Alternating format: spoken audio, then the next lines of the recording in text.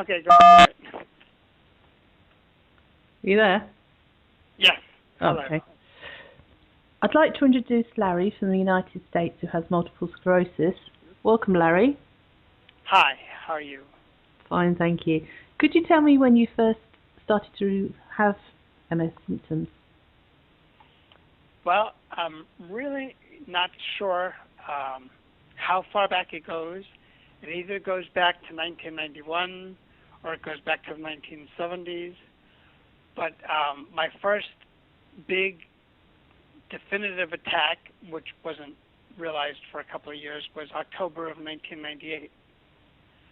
That was clearly MS. When I was talking about what I was feeling, a friend of mine said, "Gee, it sounds like you're talking about multiple sclerosis."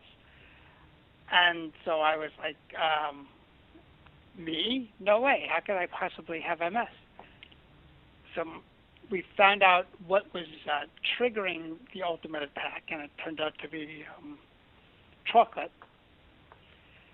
And it was an ingredient that I didn't realize would be in a French vanilla coffee. So once I stopped drinking the French vanilla coffee that had cocoa in it, 3 weeks later my symptoms went away, and of course we figured out what it was. I never wanted to hear the words MS or multiple sclerosis again. Mm-hmm.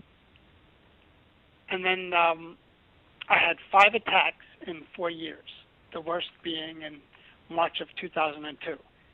And I'm not sure, but it seems like that's the attack that left me with the most permanent damage. That was like the worst attack ever. It lasted about 2 months.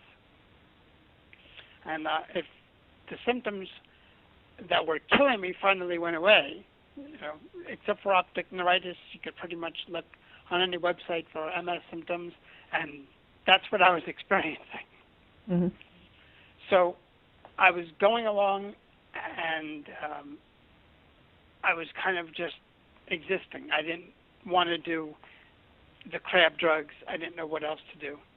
And then... Could you tell me what all these symptoms were, Larry? Oh, well, the worst was bladder urgency.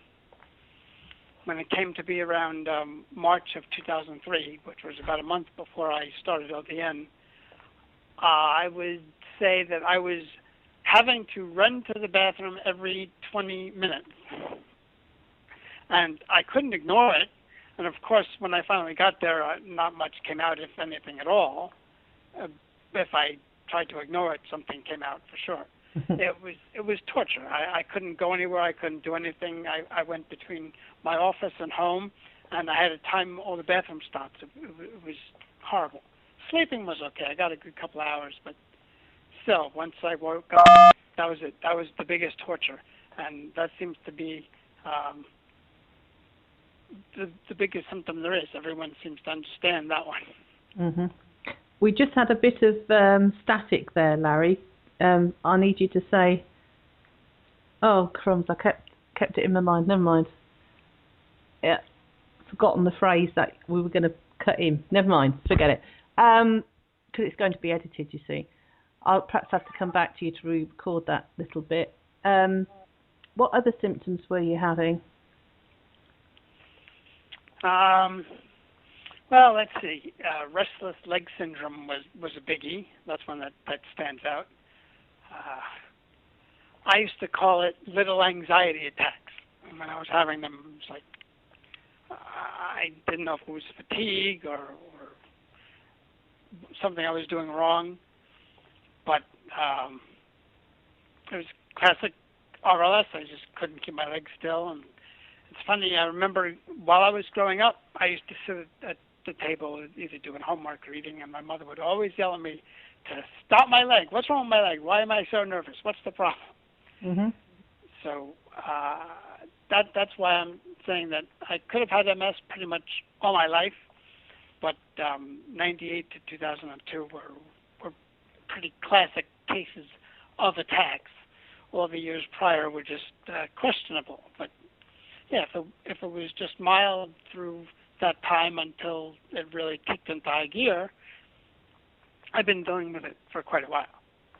So if you had to rate your quality of life before LDN on a score of 1 to 10, 10 being the highest, what would it have been before LDN? The year prior to starting LDN was like a 1 or a 2. Mm-hmm. I don't think I experienced any 3s for any length of time. Prior to that attack, I would say maybe 4s and 5s at that point. But since '98, I don't think I was above a 6 at any point in time. I mean, it was a bad couple of years for sure. Okay. And how did you hear of LDN? Well, I'd like to think by total random accident, or somehow, something, some way got me to be where I was to hear about it when I heard about it and how I heard about it. It's a very long story. I don't know how much you want to hear, but basically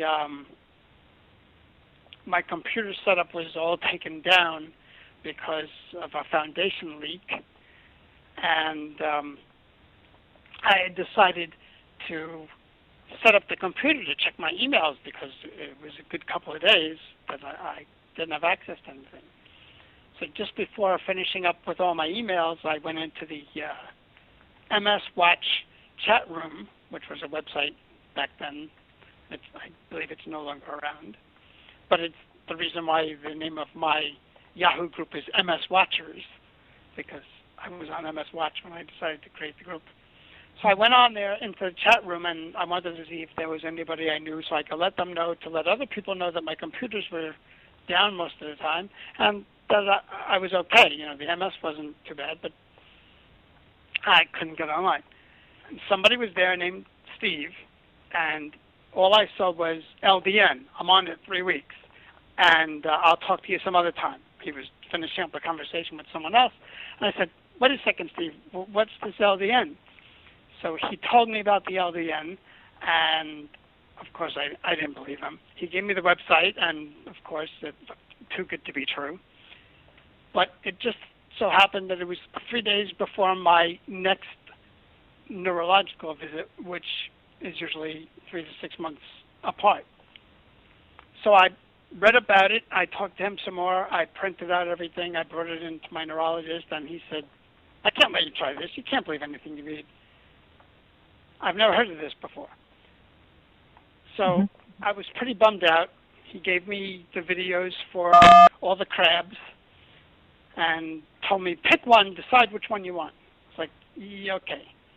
So I brought them home, and I watched all the videos, and I was like, are these infomercials or what? Do these people in the videos actually have MS, or are they just paid to portray someone who's doing really great on their medicine?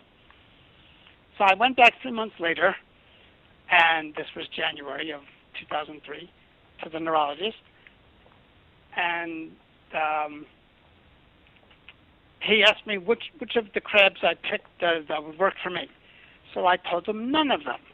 And he says, oh, that's right. You mentioned LDN last time. He says, well, I'll tell you what. If you find out the protocol, I will consider letting you try it.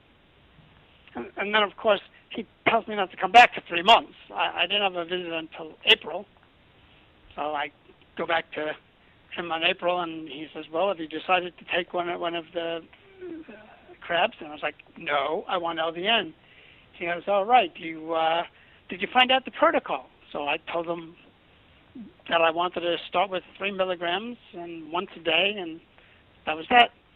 He made me fill out a disclaimer saying that I was doing this all on my own and that he had absolutely no involvement. It's against his better judgment, but he was letting me try it because I thought that this is something that had potential.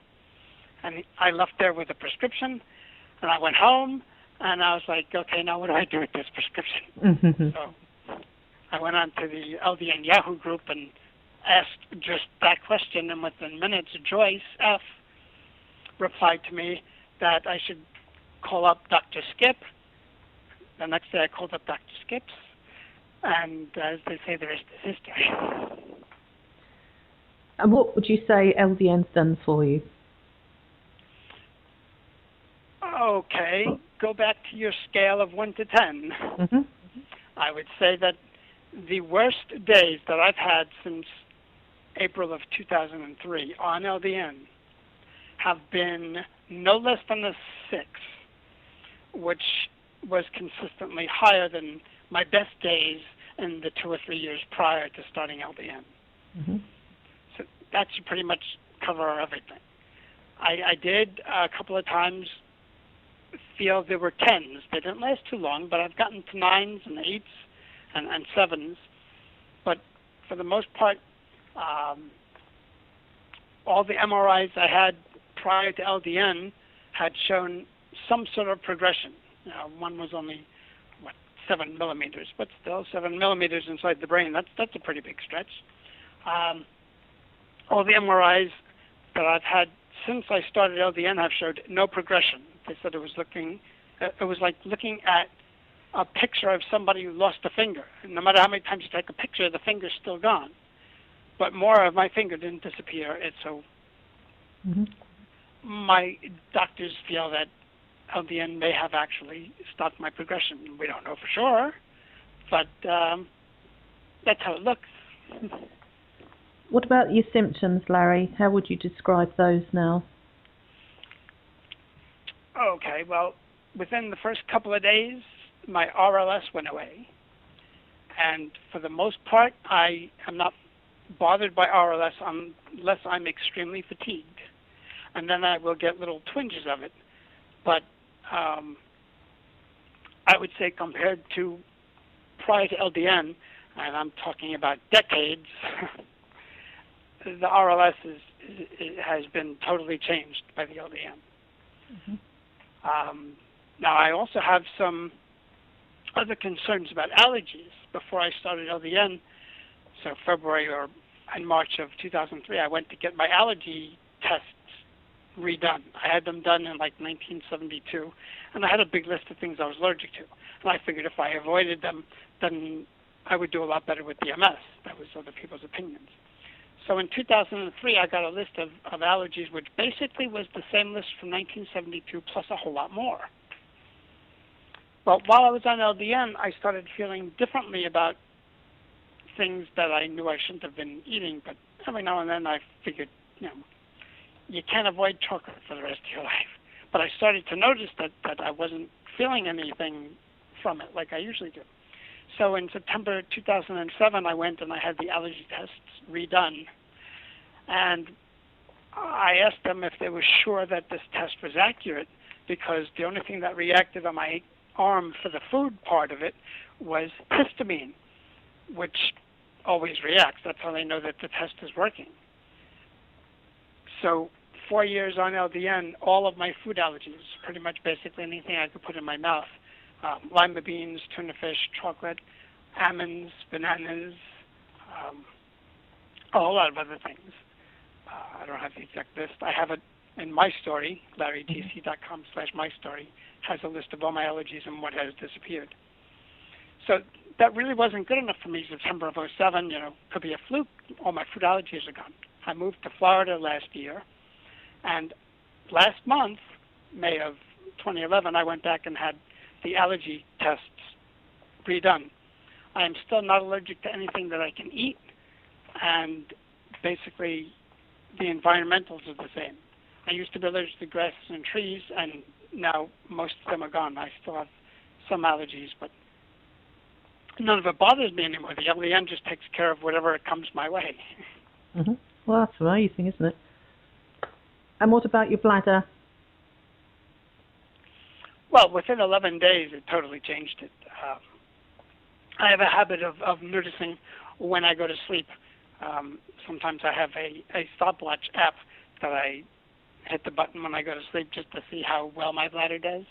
Well, I've had some nights where I've woken up and it said 7.5 hours, 8 hours, 9 hours, 10 hours, and I was like, well, my bed's not wet, so apparently I made it through an entire night again.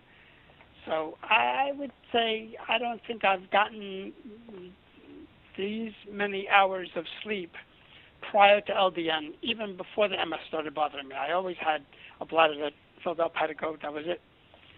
But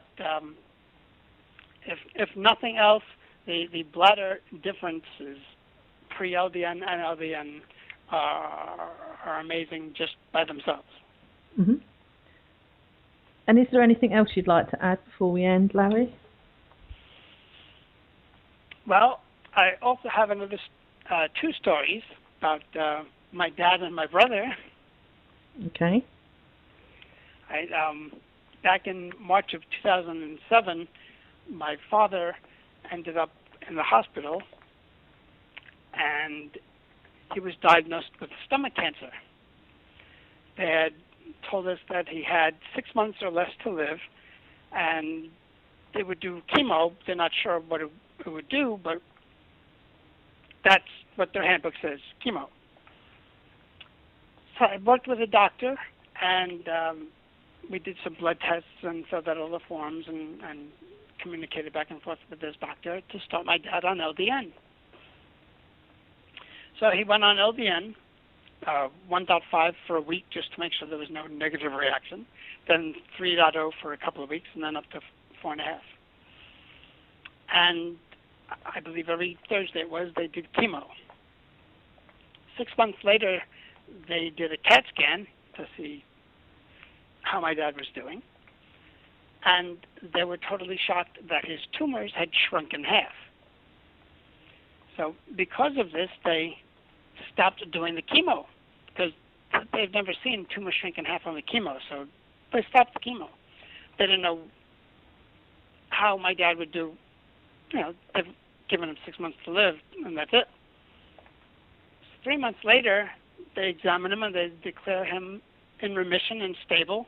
They apologized to my sister for saying that he only had 6 months to live, because they've never told the family before that someone was going to die that pretty much didn't do just that. And then 3 months later, they did another full CAT scan, and his tumors had shrunk in half again.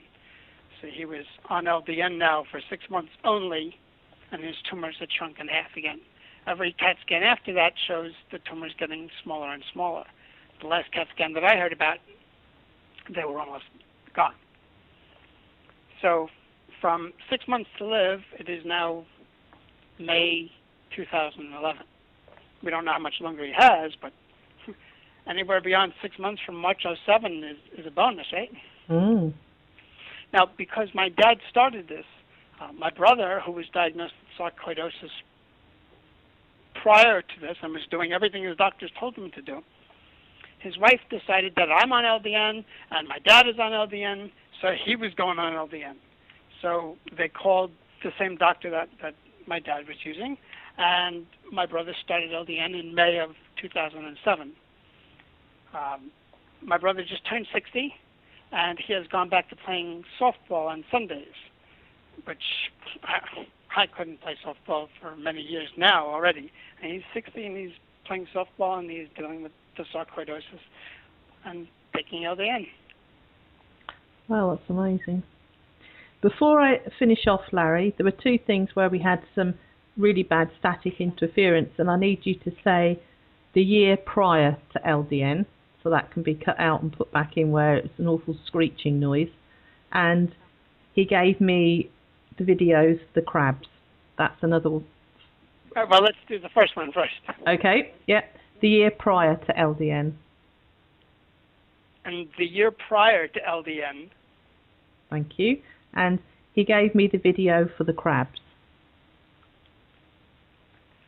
Oh, okay. He gave me the video for the crabs. Fantastic. Lovely.